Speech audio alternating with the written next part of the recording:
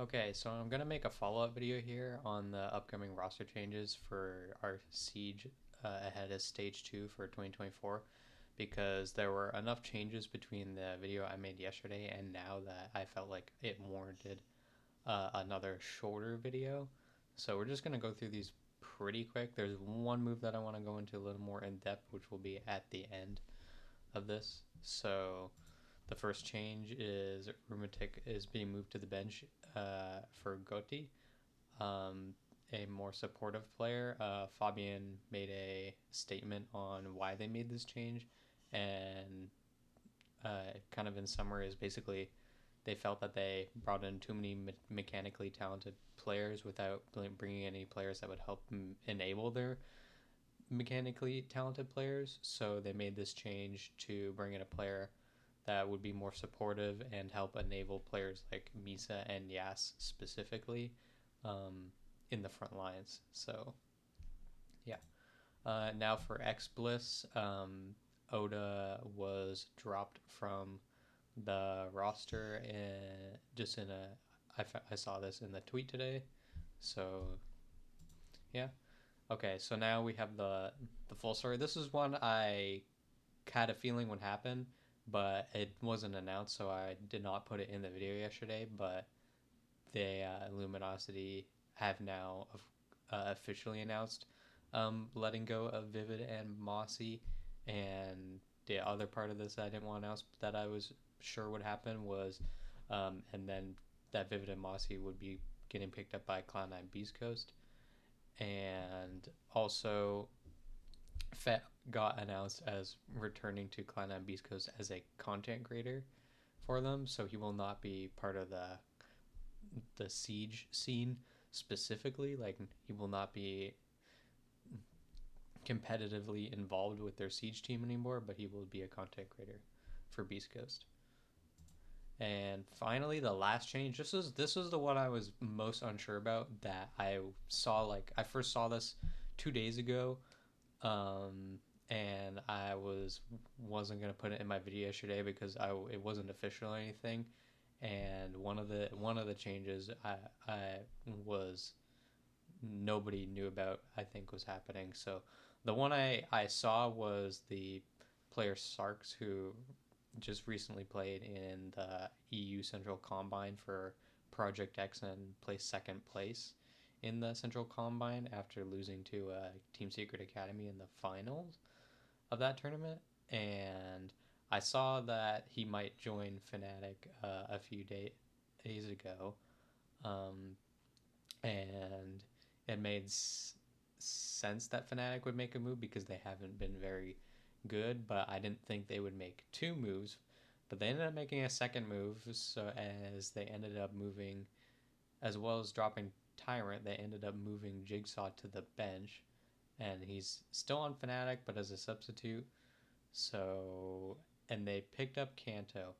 Now, this is the one why I want to talk about the most because Sarks is going to be a T1 rookie coming to the stage. Not a lot I know about him. I know he played in the EU Central Combine. I know he's been grinding like tier 2 EU for the past like year or 2 years heavily.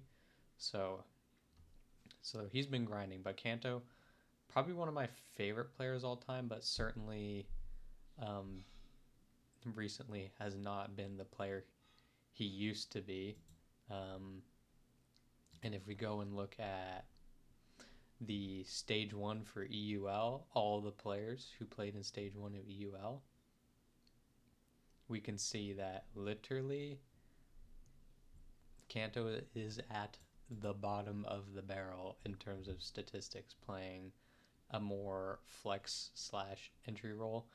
On Wild, I believe he played more of a flex role, but before Wild and his last stage with ITB, he definitely played entry.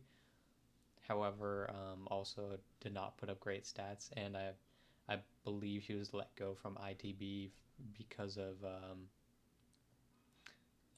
like work ethic related issues. Like I don't think he was showing up to all their practices, or he was, or for some reason, I don't know why, but I'm pretty sure that is why he was dropped. But he can feel free to correct me if I am wrong about that.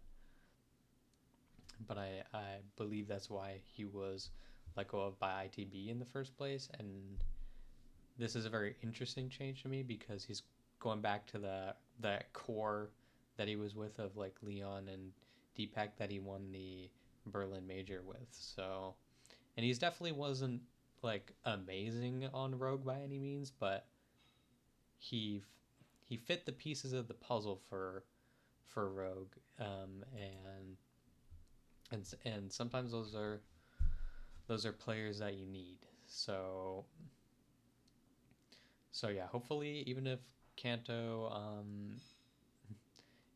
doesn't play the best, which I hope he does come back into that form that everyone knows what he can do, because he's definitely one of the best players to watch in my opinion when he is in form.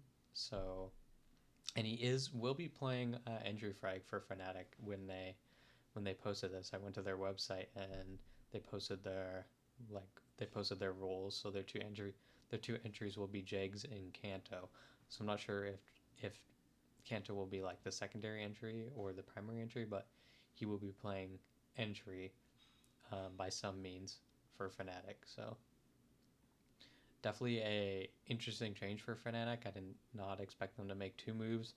I definitely was expecting them to make one, but like I said yesterday, I wasn't going to wait any longer to make a video on roster moves, because it was, well, now it's less than 3 days for EUL to start, and like Fnatic have finally made an announcement, and Secret still haven't made an announcement. And it'll be crazy if they're going to wait till last day to make an announcement, or the day of, and just for it to be Groovy to coming back. That would be funny if they made everyone wait that long for an announcement, just for the announcement to be Groovy's returning to the active roster. So yeah, that's like the only team left, I believe, that hasn't officially announced. Well, Dark Zero haven't officially announced. Kobe Lax either, actually. However, everyone knows he's going to Dark Zero. Bolo said it on stream. Kobe himself has changed his Uplay like a week ago to DZ, so like everyone knows he's going to DZ. And that's why I put it in my video yesterday, because it was no secret. I wasn't leaking that. He did it himself, so by changing his Uplay to DZ. So yeah, anyways, again, if you enjoyed, feel free to like or subscribe, and again, feel free to leave any comments on things you would like to see, things you like, or things you like about these videos, things you don't like about these videos, and what can be improved. And yeah, have a good one.